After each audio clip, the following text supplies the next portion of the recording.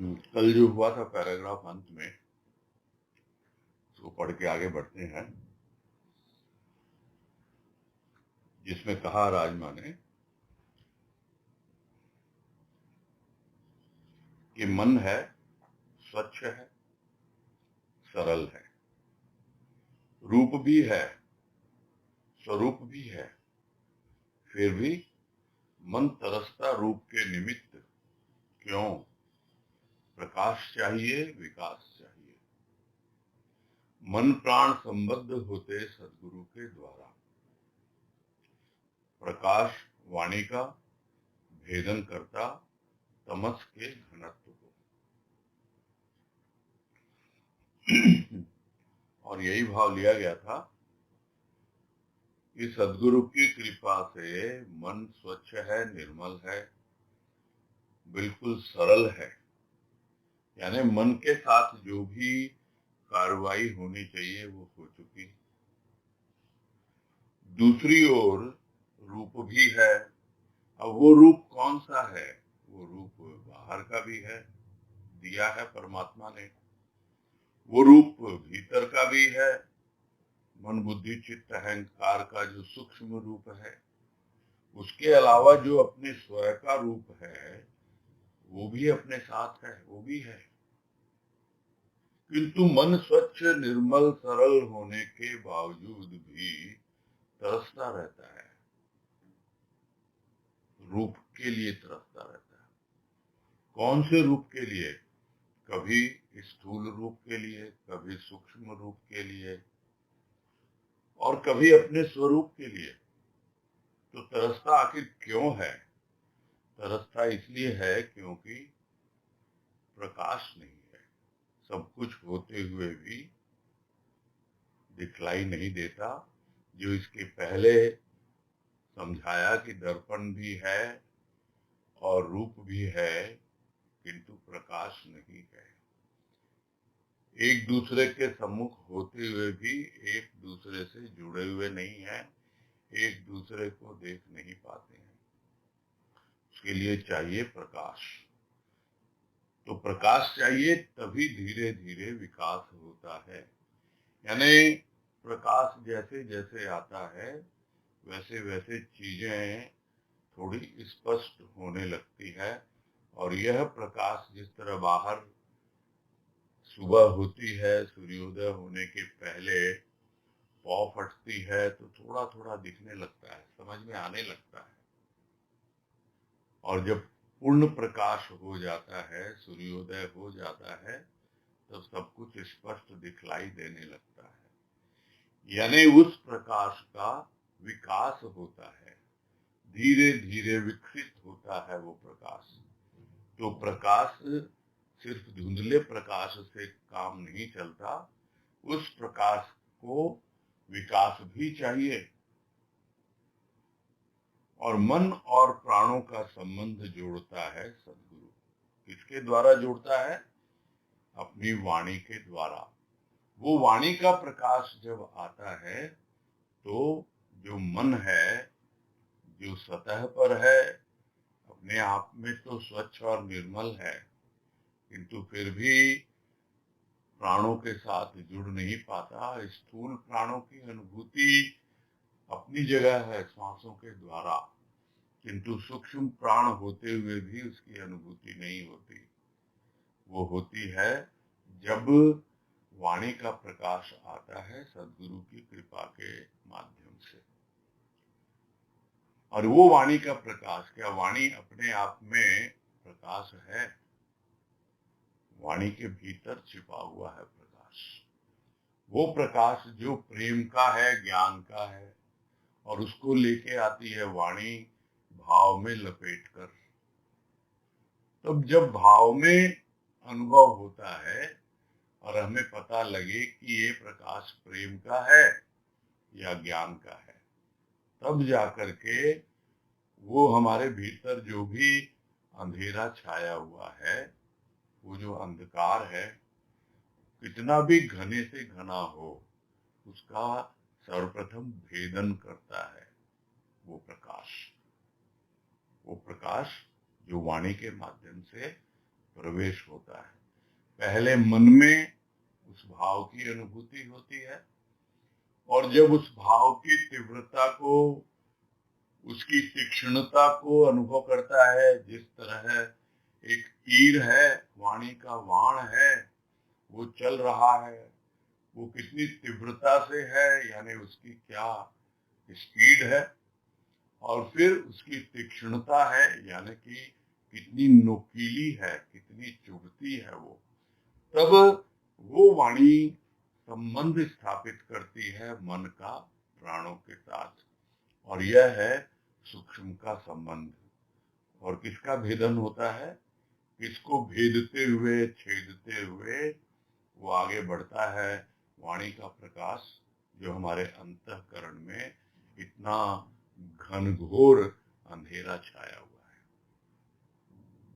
उसको बीधते हुए, उसका भेदन करते हुए वो वाणी अंदर जाती है, एक बिजली सी कौंधती है। ऐसी अनुभूति जो हमें पहले कभी ना हुई, किंतु सदगुरु की कृपा से, उसकी वाणी के माध्यम से वो भाव का प्रकाश हमारे अंदर एक चकाचौंध पैदा कर देता है। जैसे बिजली चमकती है तो प्रायः होता क्या है, डर जाते हैं हम, वैसे ही समझ नहीं पाते, किंतु जिसने इसके लिए पुरुषार्थ किया है, साधना की है, और जिसका मन स्वच्छ और निर्मल हो चुका, और जिसे रूप और स्वरूप के बारे में कुछ जानने की आवश्यकता है, अनुभव करने की आवश्यकता है, उसे जरूरत महसूस होती है, वही इस अवस्था का अनुभव भी कर पाता है और समझ भी पाता है।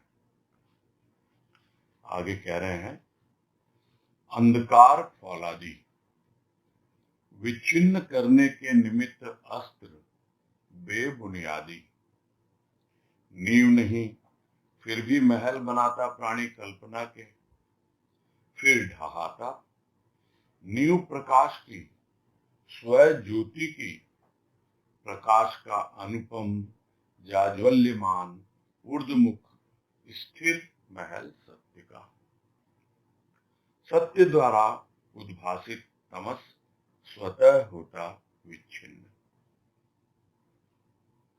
और जो अंधकार लगता है बहुत ही फौलादी है, यानी इतना मजबूत है। एक तो होता है लोहा और एक होता है फौलाद। वो जो फौलाद है वो भी लोहे की ही औलाद है, यानी लोहे से ही बनता है वो फौलाद। इतना घनत्व होता है और उसकी मेटेलिक क्वालिटी इतनी स्ट्रांग होती है, इतनी बढ़िया होती है कि वो जल्दी से टूटता नहीं, उसका भेदन नहीं हो सकता, उसको तोड़ा नहीं जा सकता, और उसको खंडित करना भी बड़ा कठिन होता है। ऐसा है वो अंधकार, कितना घनघोर है, और उसको हम विच्छिन्न करने के लिए, यानी उसको छिन्न भिन्न करने के लिए, उसको हटाने के लिए, टुकड़े टुकड़े करने के लिए जिस अस्त्र का हम व्यवहार करते हैं, हमको समझ में आ जाता है बहुत घनघोर अंधेरा है, ये फौलादी है। तो उसके लिए हम क्या करते हैं, कौन सा अस्त्र इस्तेमाल करते हैं? जो है बेबुनियादी, यानी बुनियादी नहीं है उसकी, कोई नींव ही नहीं है, हवा में झूल रहा है, और हम उस अंधकार को कोहरा समझ के फूंक मार के उड़ाना चाहते हैं कि फूंक मारने से उड़ जाएगा। ऐसा नहीं है वो अंधकार। तो हमारी जो कुछ भी चेष्टा होती है वो बिल्कुल निरर्थक जाती है। क्यों? क्योंकि उसको छिन्न भिन्न करने के लिए जो भी हम अस्त्र इस्तेमाल करते हैं उसका कोई बुनियाद ही नहीं है, उसकी कोई नींव ही नहीं है। और नींव नहीं फिर भी महल बनाता प्राणी, मैं ये कर लूंगा, मैं वो कर लूंगा, मैं इस साधना के द्वारा ऐसा फल प्राप्त कर लूंगा, मैं उस साधना के द्वारा ऐसा फल प्राप्त कर लूंगा। महल बनाता, थोड़ा बहुत प्रयास भी करता, किंतु वो महल है क्या? रेत का महल या बिना बुनियाद का महल? तो क्या उसको ढहाना पड़ेगा? अपने आप ही ढह जाता है। यहाँ तो माँ कह रहे हैं कि ढहाता, सोचता कि नहीं ये सही नहीं बना, ये सही दिशा में मैं नहीं जा रहा हूं, तो अपने आप ही उस कल्पना के महल को ढहा देता है। किंतु जब नींव होती है प्रकाश की, कौन सा प्रकाश? वो प्रकाश जो स्वयं का प्रकाश है। वहां से जब वो प्रकाश प्रकट होता है, तो जो स्वयं का प्रकाश है वो बिल्कुल अलग होता है, अनुपम होता है। वो इतना ज्वाज्वल्यमान होता है, उसकी पहचान यहाँ बता रहे हैं। इतना ज्यादा उसमें तेज होता है, इतना ज्यादा उसमें चकाचौंध करने वाली एक ऐसी चीज होती है जिसको हमने पहले कभी अनुभव नहीं किया होगा। और वो ऊर्ध्वमुखी यानी ऊपर की ओर उठता है वो। और कहाँ स्थिर होता है? जाके सत्य के महल में। यानी अब जब नींव होती है उस प्रकाश की जो हमारे अंदर है गहराई में, और धीरे धीरे जब हम उस प्रकाश के आधार पर विकास की ओर बढ़ते हैं और महल बनता है सत्य का, और स्थिर हो जाता है, फिर उसे ढहाना नहीं पड़ता, उसको मिटाना नहीं पड़ता। नहीं तो थोड़ा सा कल्पना का महल बनाते हैं, थोड़ा सा प्रयास करते हैं और समझते हैं नहीं, हमें तो जरा भी सफलता नहीं मिल रही है। किंतु जब वो प्रकाश भीतर से आता है तो हमें अपने आप समझ में आ जाता है, और वो महल जो प्रकाश से बनता है वो कल्पना का नहीं होता, वो अनुभूति का होता है, वो सत्य की अनुभूति है जो प्रकट होती है। तो इस सत्य के द्वारा जो भी अंधेरा है, जो तमस है, वो उद्भासित हो जाता है, यानी पूरी तरह प्रकाशमान हो जाता है, तो अंधेरा रहता नहीं है। तो अपने आप ही वो अंधेरा छिन्न भिन्न हो जाता है। उसके लिए प्रयास करने की कोई आवश्यकता नहीं पड़ती है। हमको यदि प्रयास करना ही है, पुरुषार्थ करना ही है और निरंतर अभ्यास करना ही है, तो हम करें उस प्रकाश की अनुभूति के लिए जो वास्तव में हमारे स्वयं का प्रकाश है और अंदर स्थित है। और उसके ऊपर जब एक एक छोटी छोटी अनुभूति आएगी ईंटों के रूप में, और वो महल बनेगा और अपने आप ही इतना चमकता हुआ ज्वाज्वल्यमान उसका रूप होगा, इतना उद्भासित होता हुआ, यानी अपना प्रकाश फैलाता हुआ, जो अंधेरा जितना भी है वो भाग जाएगा। प्रकाश है नहीं, इसलिए अंधेरा है। अंधेरा का कोई अस्तित्व है ही नहीं। और ये सब बातें हम लोग पहले भी समझ चुके हैं कि अंधकार और प्रकाश का क्या संबंध होता है। तो यहाँ यही कह रहे हैं कि भले ही कितना भी फौलादी अंधकार हो, वो अंधकार जब स्वयं की ज्योति प्रकट होती है, उसका प्रकाश प्रकट होता है, तो अपने आप ही छिन्न भिन्न हो जाता है। आगे है मन प्रसन्न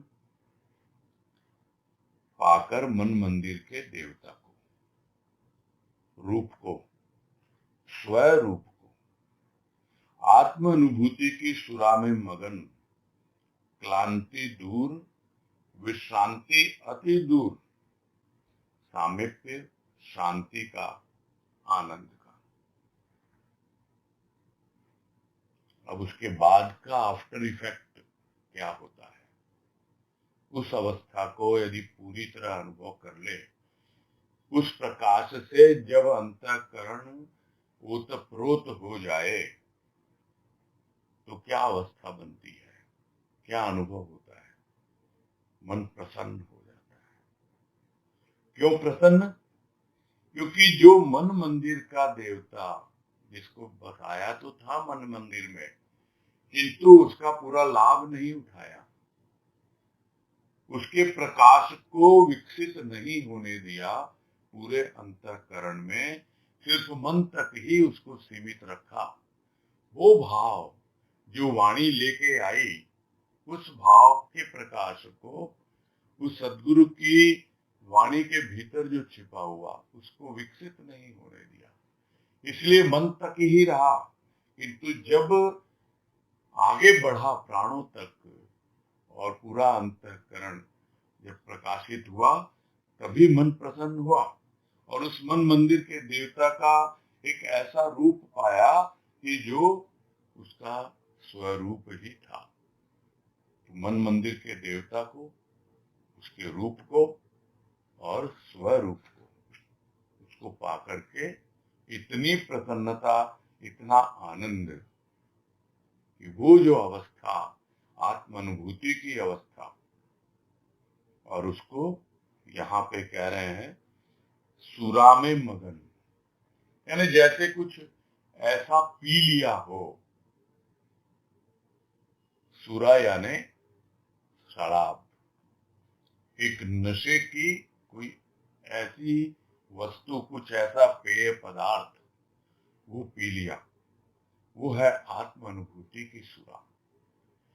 यानी ऐसा नशा तो कभी चढ़ा ही नहीं, और उसी में मगन, और उसमें मगन तो सारी थकावट दूर, और बीच बीच में जो भी परेशानियां आई, जिस प्रकार से भी थोड़ा सा थक गया, थोड़ा विश्राम लिया, फिर चला, फिर थक गया, यानी यह सब जो विश्रांति के रूप थे, और क्लांति यानी चलता गया तो क्लांत हो गया, थक गया, तो क्लांति दूर हो गई अब, क्योंकि अंतिम अवस्था में पहुंच गया, अब थकने का नाम नहीं। और विश्रांति भी दूर हुई, जो थक हार कर बीच बीच में विश्राम लेता था और फिर चल पड़ता था, फिर क्लांति, फिर विश्रांति, और अब तो विश्रांति अति दूर। अब कौन है समीप? अब समीपता है शांति की, आनंद की, और यही है परम शांति, यही है परमानंद। यानी साधक अपने लक्ष्य तक पहुंच गया। उसका लक्ष्य क्या था? स्वरूप का बोध, आत्मबोध या आत्म अनुभूति, कुछ भी नाम दिया जाए, और उस अवस्था तक पहुंच गया, और इतना शांत और आनंद का अनुभव करता हुआ उस आत्म अनुभूति के नशे में मगन है। आगे है, पी नहीं जिसने वह करता चर्चा, रचा नहीं जिस रंग से अंग प्रत्यंग, उस रंग का प्रदर्शन केवल हास्यास्पद। जिसने पी ही नहीं, वो करता है चर्चा, क्योंकि जिसने पी ली वो क्या बोलेगा, वो तो उसी के नशे में मगन रहता है।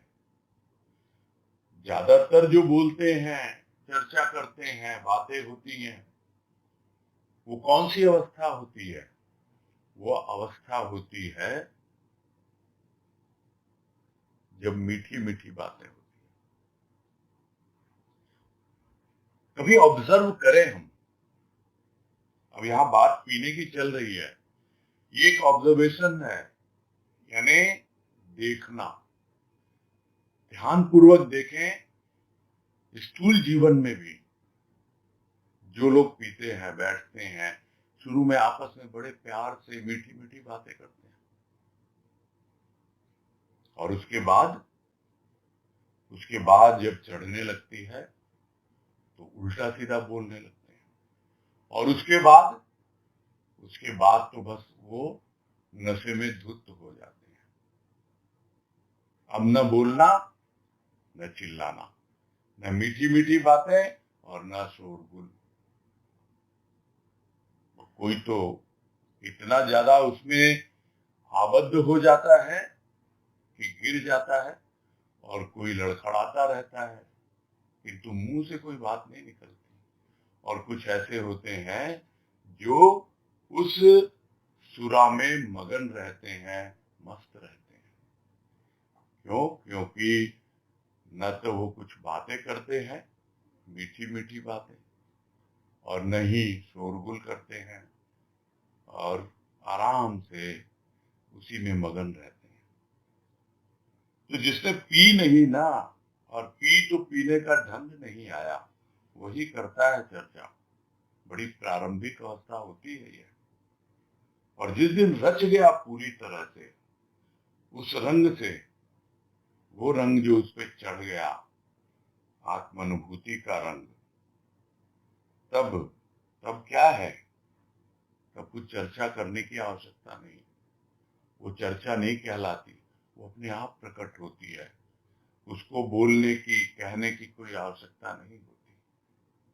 किंतु रचा नहीं जिस रंग से अंग प्रत्यंग, और उस रंग का कोई प्रदर्शन करे, दिखावा करे और बताए कि मेरे को तो आत्मानुभूति हो गई, तो कितने लोग समझ पाते हैं? हास्यास्पद होता है वो।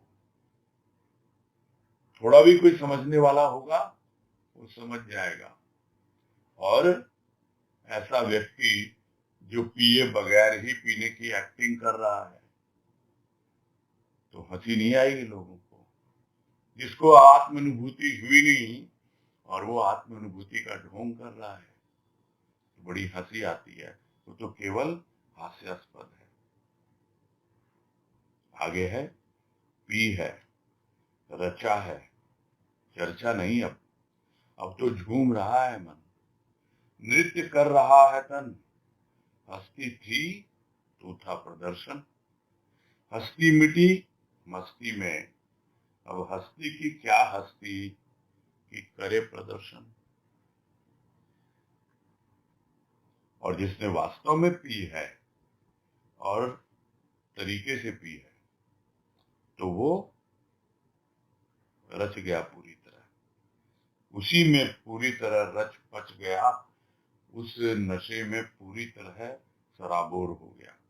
वो चर्चा नहीं करता, वो तो झूम रहा उसका मन, और नृत्य कर रहा है उसका तन। और कोई दिखावा भी करते हैं नृत्य करके, झूमने की भी एक्टिंग करते हैं, वो अलग बात। किंतु वास्तव में जिसने पी है, वो अपने आप में मस्त है, अपने आप में मगन है।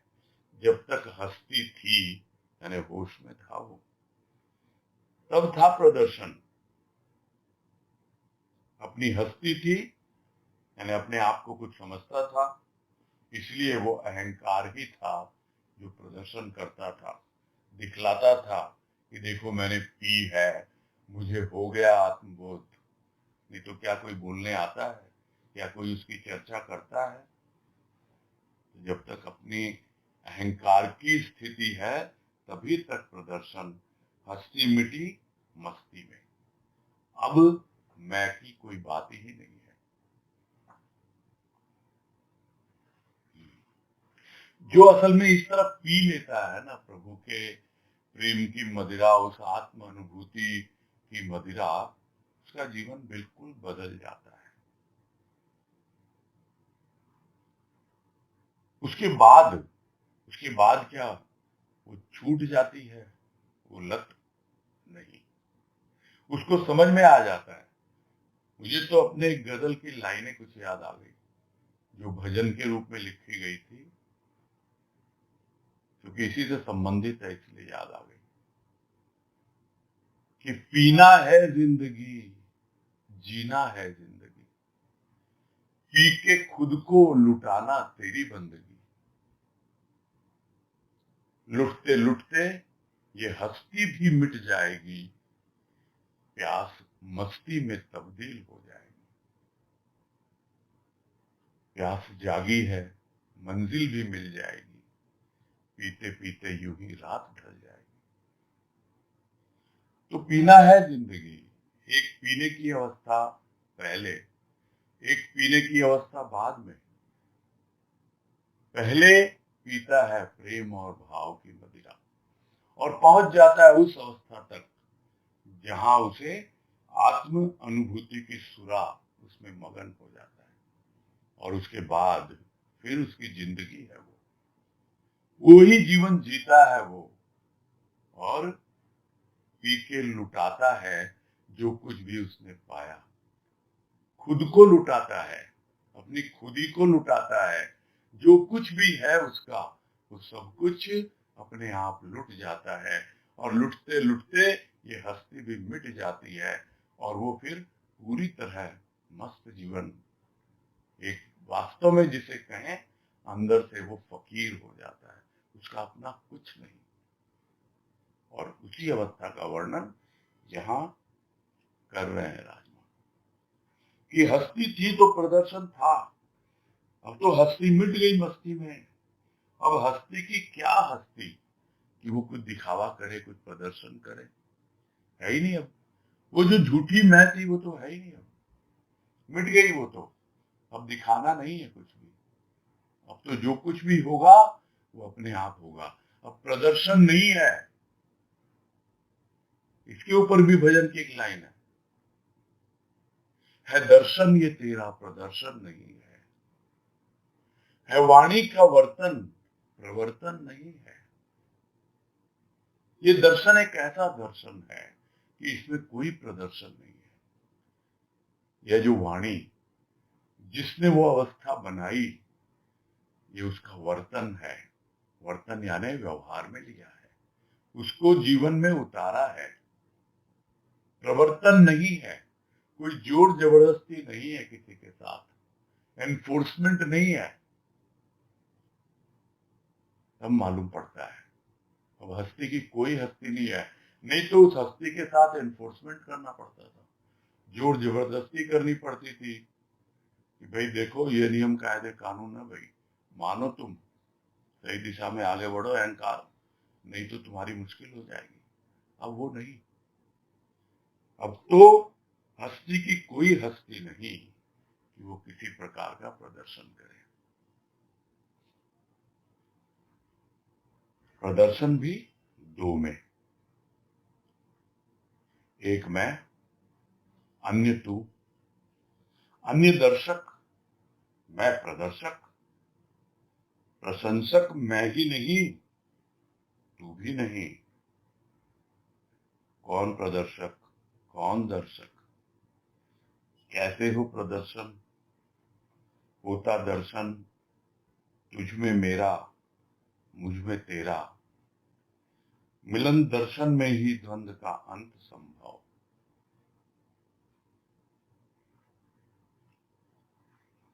ये छोटी छोटी बातें लिखकर राजमा ने इतना गहन भाव इन सब में भर दिया सही में, कि जब तक दो है तभी तक प्रदर्शन की भावना है। दो से 100 भी हो सकते हैं, जो बात पहले भी आई। किंतु जब एकत्व आ जाता है, एक हो जाता है, तब कौन किसको दिखाएगा? तो प्रदर्शन भी दो में है, और वो दो कौन है? एक मैं हूं और दूसरा तू है। यानी पहले अपनी बात करेगा, उसके बाद दूसरे की बात करेगा। दूसरा कौन? दर्शक। तो वो दर्शक किसको चाहिए? वो दर्शक चाहिए प्रदर्शक को। जो प्रदर्शन करना चाहता है वो है प्रदर्शक। तो उस प्रदर्शक को दर्शक चाहिए, अन्यथा वो किसको प्रदर्शन करेगा? तो दूसरा जो है वो है दर्शक, और पहला जो है यानी मैं जो हूं, मैं हूं प्रदर्शक। किंतु जब प्रशंसक ही नहीं, मैं ही नहीं। जब प्रशंसा का भूखा नहीं मैं, तो फिर मेरी मैं है कहाँ? प्रदर्शन क्यों करता है कोई? इसलिए करता है कि उसकी प्रशंसा हो। प्रदर्शन में छिपी हुई है प्रशंसा की भावना, और इसीलिए वो ढूंढता है कोई मिले उसके सामने मैं प्रदर्शन करूं।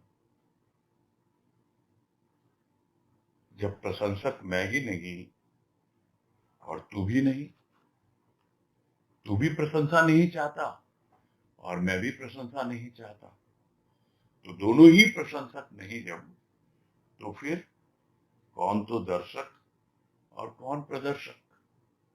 तो कौन तो दिखाने वाला है, कौन देखने वाला है कि नहीं?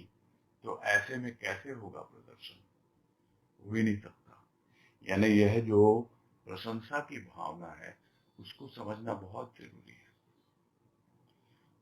और वो अगर भीतर से मिट जाए तो फिर कोई नहीं है। ये बाद की अवस्था है। जब दिखाने का मस्त हो गया ना, तो प्रदर्शन की क्या आवश्यकता है? मस्त में रहो, हस्ती का प्रदर्शन करने की क्या आवश्यकता कि मैं भी कुछ हो गया? नहीं। वो प्रशंसा, जिसको बाबा ने भी कहा एक वाणी में कि प्रशंसा से बचना बड़ा कठिन, यहां तक कि ज्ञानी के लिए भी।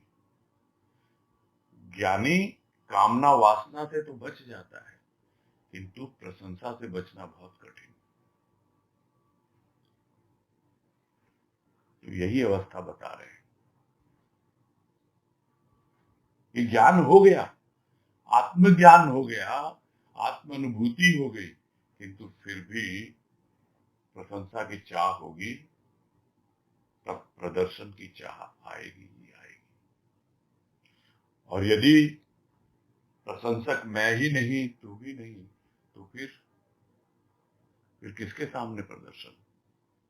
कौन प्रदर्शक और कौन दर्शक? है ही नहीं। तो होता दर्शन तुझ में मेरा, मुझ में तेरा। अब तो क्या है, एक दूसरे में ही एक दूसरे का दर्शन होता है। तुझ में मेरा दर्शन होता है और मुझे तेरा दर्शन होता है। जब मैं तुझे देखता हूं तो लगता है कि मैं अपने आप को ही देख रहा हूं, और जब मैं अपने आप को देखता हूं तो लगता है मैं तुझको देख रहा हूं। यानी अब दोनों एक दूसरे से ओतप्रोत हो गए। तो यह जो मिलन है उसका दर्शन हो गया।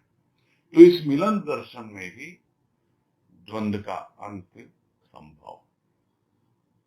यहाँ द्वंद से भाव कोई विचारों का द्वंद नहीं है, यहाँ द्वंद से भाव है द्वैत का, द्वि का।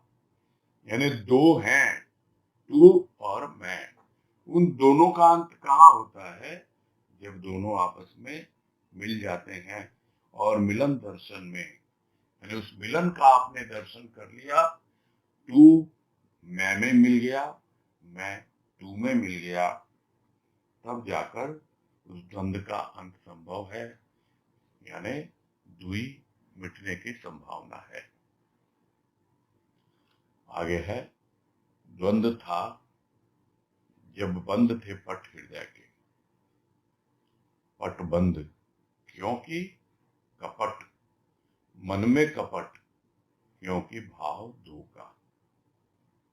तो दो का भाव उसी को क्लियर कर रहे हैं। दो का भाव था, उसको द्वंद कहा।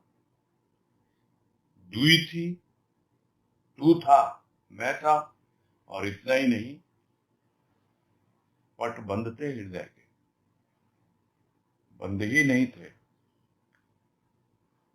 कपट भी था, और उस कपट ने ही हृदय के पट बंद किए थे।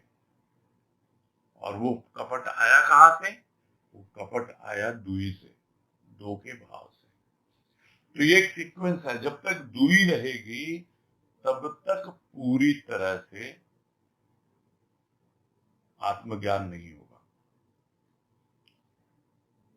वहां से शुरू होता है कपट।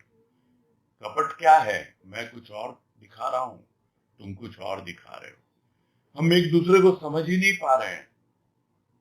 तू अपनी चला रहा है, मैं अपनी चला रहा हूं। तो भक्त क्या करेगा ज्यादा से ज्यादा? भाई तू ही चला, मेरी तो चलती नहीं है कुछ। किंतु मन में तो रहता ही है। उसको ज्ञान कैसे हो? अभी भी उसका अस्तित्व है। जब तक दोनों एक धरातल पर नहीं आते, जो पहले भी कहा, यदि हम उसको समझेंगे कि वो आसमान में कहीं रहता है, तो फिर हम उसको मंदिर उंदिर इधर उधर ढूंढेंगे। और भीतर में भी मान लिया तो भी कहाँ है? मन में। अभी मन में तो कपट है, तो पट बंद है अभी मन के, हृदय के, और धोखा भाव भी बना हुआ है। आगे है द्वंद, हृदय पर साम्राज्य असुर का। असुर का अर्थात तमस का। देव परतंत्र संग्रह करते असुर की प्रसन्नता के निमित्त आसुरी भाव। अप्रिय दृश्य, अप्रिय श्रवण, अप्रिय वचन द्वारा आक्रांत हो हृदय अधिक से अधिक तमसाच्छन्न। दानव शासक, देव द्वारपाल, अशांति क्यों न हो। देव और असुर का उदाहरण लेकर, यानी दैवी जो हमारी वृत्तियां हैं और दूसरी आसुरी वृत्तियां हैं। तो द्वंद कब आता है? इन दोनों में ही आता है। और इसलिए आया क्योंकि हृदय पर साम्राज्य था असुर का, और उन असुरों ने ही कपट पैदा किया, पट बंद कर दिए हृदय के, और कहाँ बैठा दिया देवों को? द्वारपाल बनाकर बैठा दिया। यानी उस पट के, उस द्वार के बाहर उनकी ड्यूटी लगा दी, बस तुम तो यहीं बैठो। और स्वयं क्या करने लगे असुर? वो साम्राज्य हृदय पे स्थापित करके बैठ गए। तो वो असुर है कौन? वो असुर हैं तामसी भाव, तामसिक विचार, तमोगुण। तो असुर अर्थात तमस का पूरी तरह हृदय पर साम्राज्य था, अंधकार का। और जो देव, वो तो उनके परतंत्र हैं, कुछ नहीं कर सकते क्योंकि उनका साम्राज्य है। और वो करते क्या? फिर क्या काम दे दिया देवों को कि भाई उन असुरों की प्रसन्नता के लिए आप तो आसुरी भावों का संग्रह करो। जो भी तामसिक वस्तुएं, तामसिक भाव विचार अपने तमोगुण को बढ़ाने के लिए, इन्हीं सब के निमित्त जीवन व्यतीत करता है प्राणी। क्योंकि उसके देव जो हैं वो तो बंधक बना लिए गए हैं, और उनको यह काम दे दिया गया कि भाई तुम तो प्रसन्नता के लिए जो हृदय पर असुर साम्राज्य कर रहे हैं, जो आसुरी भाव, जो तमस से पूरी तरह तमोगुण से आच्छादित है, उनको प्रसन्न करने के लिए तुम ये सब चीजें एकत्रित करो। तो फिर क्या मिलेगा प्राणी को? जो भी दृश्य मिलेगा देखने के लिए, अप्रिय, अप्रिय दृश्य देखता है, वैसे ही सुनता है, और फिर जब बातें करता है तो उन्हीं की बातें करता है। तो जो देखेगा सुनेगा वही तो उसके वचनों में आएगा। लगा हुआ है तामसिक गुणों में और समझता है मैं तो बहुत अच्छा जीवन जी रहा हूं। इसीलिए द्वंद्व दूर नहीं होता है। तो प्रिय वचन के द्वारा आक्रांत हो जाता है हृदय, और जितना आक्रांत होता जाता है उतना ही अधिक से अधिक तमसाच्छन्न होता है। यानी उस तमस से आच्छन्न पूरी तरह छा जाता है उसमें अंधकार। और उसी को पहले कहा कि वो जो अंधकार है वो फौलादी है, आज का नहीं है। न जाने कितने जन्म जन्मांतरों से ये तामसिक जो रूप है, जो तमस यानी अंधकार, वो छाया हुआ है हमारे हृदय पर, और हमारे हृदय पर उन आसुरी वृत्तियों का ही राज हो रहा है। अधिक से अधिकतर तो दानव तो बन गए शासक, और देवों को बना दिया द्वारपाल, यानी जाओ तुम तो गेट पर बैठो, सिक्योरिटी गार्ड हो, हमारी सुरक्षा के लिए तुमको लगा दिया। तो बाहर तो सब ठीक ठीक चल रहा है, किंतु भीतर भीतर तो अशांति है, पूरी तरह अशांति है भीतर। हो हुल्लड़ जो देखते हैं क्लब में, पार्टी में शोर शराबा हो रहा है, और बाहर खड़े कर दिए मार्शल, बस और कुछ नहीं है। इसी तरह का जीवन व्यतीत करता है प्राणी, और इसीलिए द्वंद्व बना रहता है। आगे है द्वंद्व दो का, दो भाव का, दो राज्य का, एक शासक अन्य शासित, शासन एक का, एक पर, एक के लिए, एकत्रित एकत्व भाव। एकत्व भाव अर्थात समत्व भाव, न क्षुद्र न महान, न मान न अपमान, केवल शान सत्य की। और इसमें यही कह रहे हैं कि द्वंद्व सिर्फ असुर और देव का ही नहीं है। द्वंद्व सिर्फ यह नहीं है कि देव को द्वारपाल बना दिया और असुर भीतर साम्राज्य कर रहे हैं, क्योंकि दो हैं ये, नाम भले ही दे दे हम उसको देव और असुर, जहां भी द्वैत है, जहां भी दुई है, वहां पर द्वंद्व आएगा ही, क्योंकि दो का है, दो तरह के भाव होंगे, और दोनों की अपनी अपनी सत्ता होगी। कितना भी कह दो, हृदय उसका एक अंश शासित है तमोगुण से, दूसरा अंश शासित है सतोगुण से। ये तो बहुत ही कठिन होता है कि पूरी तरह देवत्व आ जाए, पूरी तरह सतोगुण आ जाए हृदय में। हाँ, तमोगुण अवश्य ही वो करता है, और सतोगुण को वहां से निष्कासित करके दरवाजे पे बैठा देता है अपनी सुरक्षा के लिए, क्योंकि मालूम है ये एक ऐसा गुण है जो कभी भी धोखा नहीं देता है, ये पूरी तरह मेरी रक्षा करेगा। यानी तो द्वैत कभी हटता ही नहीं है, तमोगुण और सतोगुण के बीच में जो द्वंद्व है वो बना ही रहता है। तो एक को तो शासक बना दिया, और दूसरा क्या कर रहा है, उस पर शासन कर रहा है, वो शासित हो गया।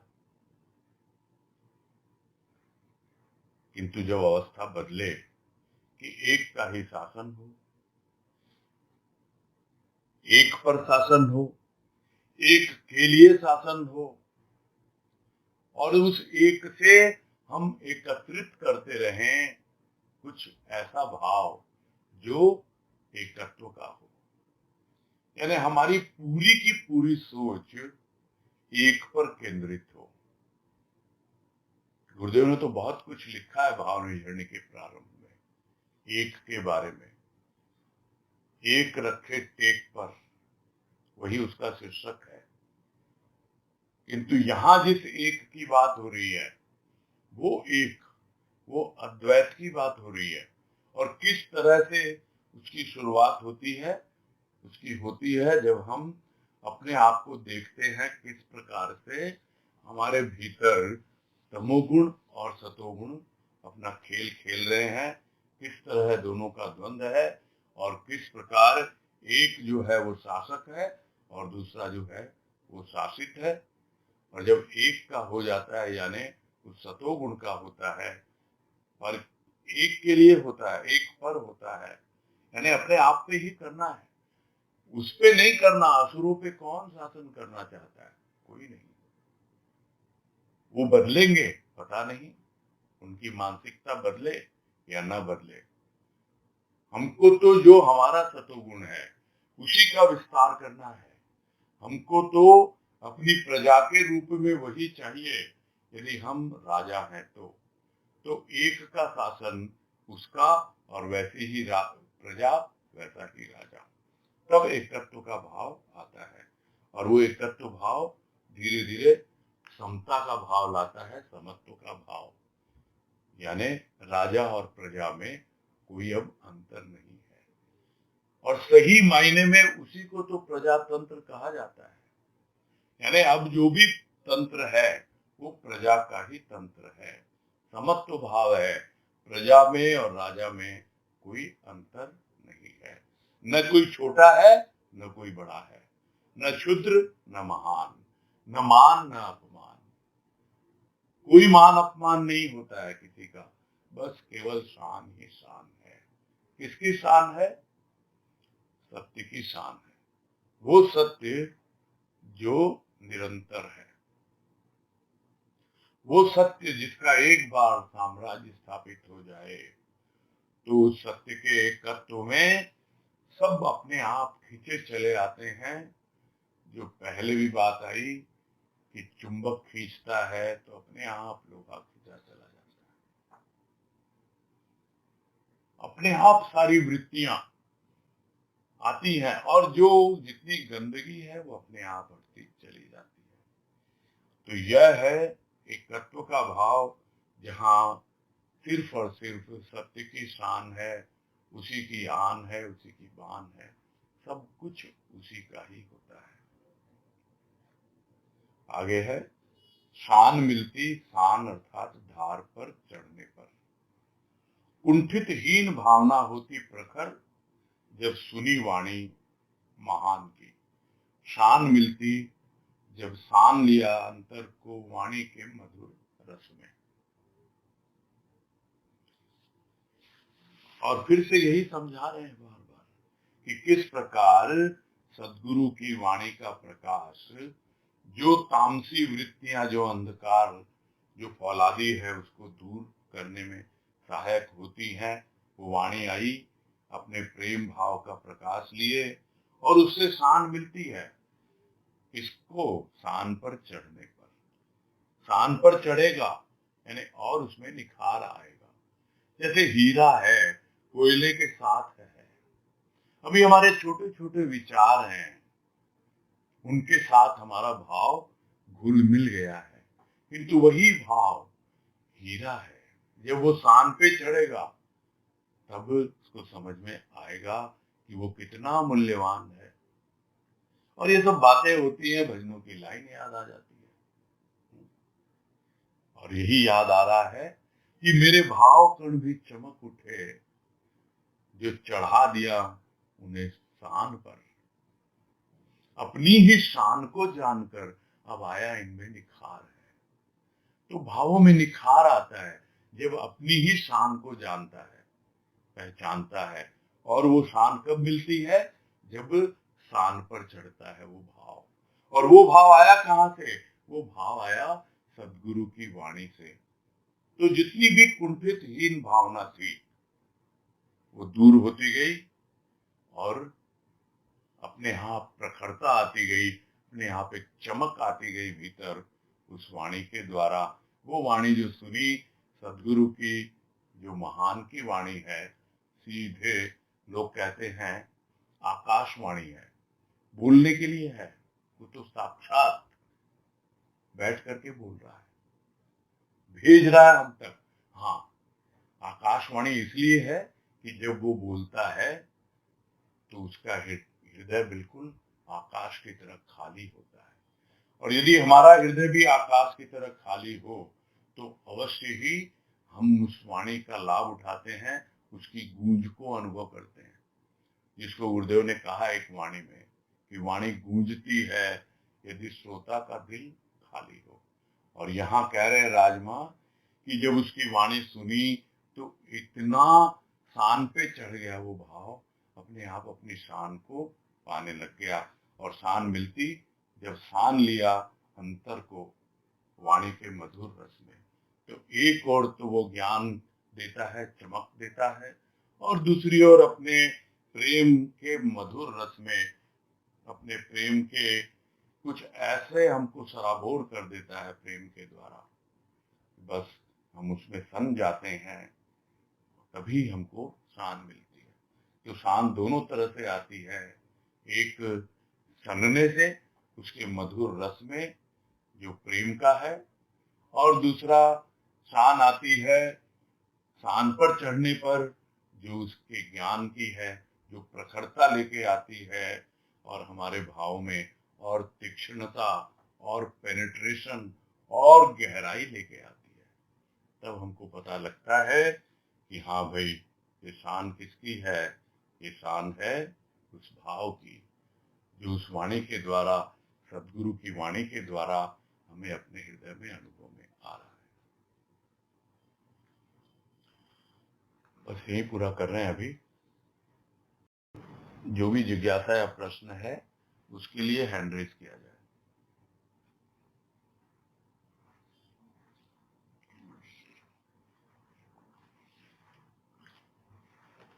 हाँ तनुश्री, बोलो।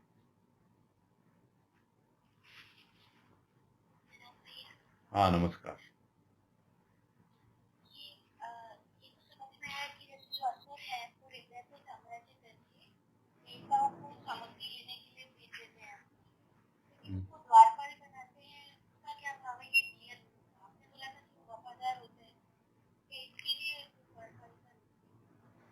हाँ द्वारपाल है, देखते हैं कोई भी, ये तो बड़ा पुण्यात्मा है, ये तो खूब दान पुण्य करता है, खूब लोगों का वो करता है, दिखाता है। तो शो ऑफ तो खूब करते हैं, दरवाजे में तो बैठा रखा है सबको, जो देखते हैं अक्सर मूवीज वगैरह में कि हाँ सामाजिक खूब सेवा कर रहे हैं, हम तो ये कर रहे हैं, किंतु भीतर कितने उल्टे सीधे काम करते हैं। समझ में आ गई ना बात?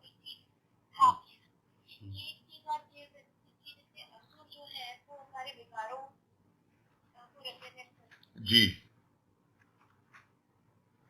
उन्हीं का साम्राज्य भीतर।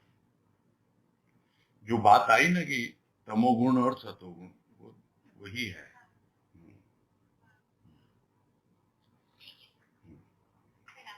हरिओम।